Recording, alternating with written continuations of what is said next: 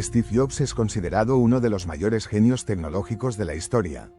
Pero, ¿sabías que fue despedido de su propia empresa? Sí, el mismo hombre que creó Apple fue sacado de la compañía que él mismo fundó. Su salida fue devastadora.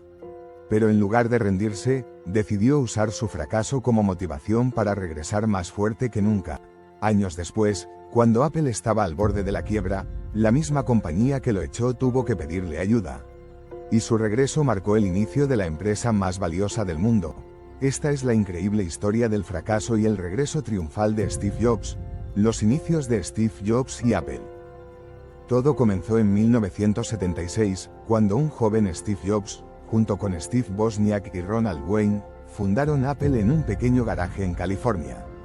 Jobs tenía solo 21 años, pero ya tenía una visión clara. Quería poner una computadora en cada hogar. Su primer producto, la Apple I, fue ensamblado a mano por Wozniak y vendido a tiendas locales. Sin embargo, el verdadero éxito llegó con la Apple II, una computadora revolucionaria que convirtió a Apple en una empresa millonaria. En 1980, Apple salió a la bolsa y Jobs se convirtió en millonario a los 25 años. La compañía crecía rápidamente, pero la competencia también aumentaba. En 1984, Apple lanzó la Macintosh, la primera computadora personal con una interfaz gráfica y un mouse. Fue un producto revolucionario, pero tenía un gran problema. Era demasiado cara y sus ventas no fueron las esperadas. El fracaso y despido de Steve Jobs. Los problemas dentro de Apple comenzaron a crecer.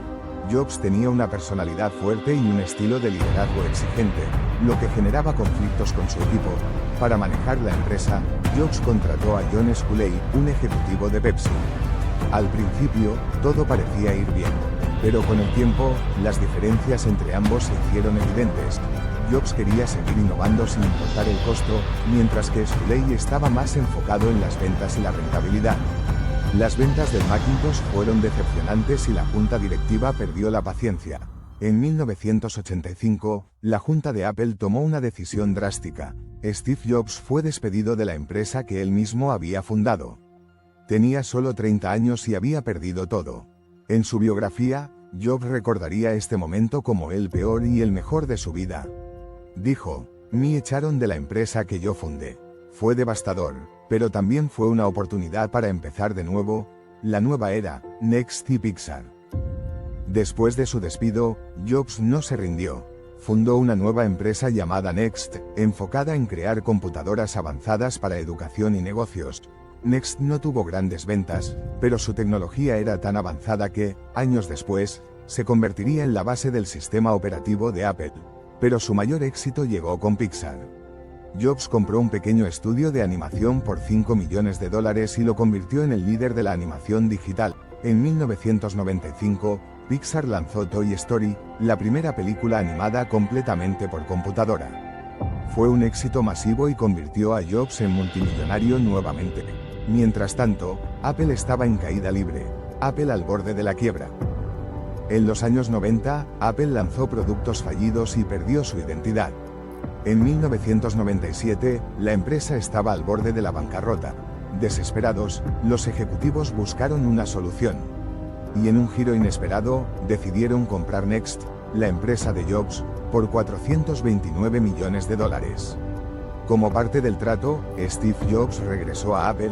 Lo que nadie imaginaba era que su regreso cambiaría la historia de la tecnología para siempre, el regreso triunfal de Steve Jobs. De vuelta en Apple, Jobs tomó decisiones radicales. Redujo la cantidad de productos, eliminó lo que no funcionaba y se enfocó en la innovación. En 1998, lanzó el iMac, una computadora moderna y colorida que fue un gran éxito. Pero su mayor revolución llegó en los años siguientes. En 2001, presentó el iPod, que transformó la industria musical. En 2007, lanzó el iPhone, un dispositivo que cambió el mundo para siempre. Apple pasó de estar en crisis a convertirse en la empresa más valiosa del mundo. La historia de Steve Jobs nos enseña que el fracaso no es el final, sino una oportunidad para volver más fuertes.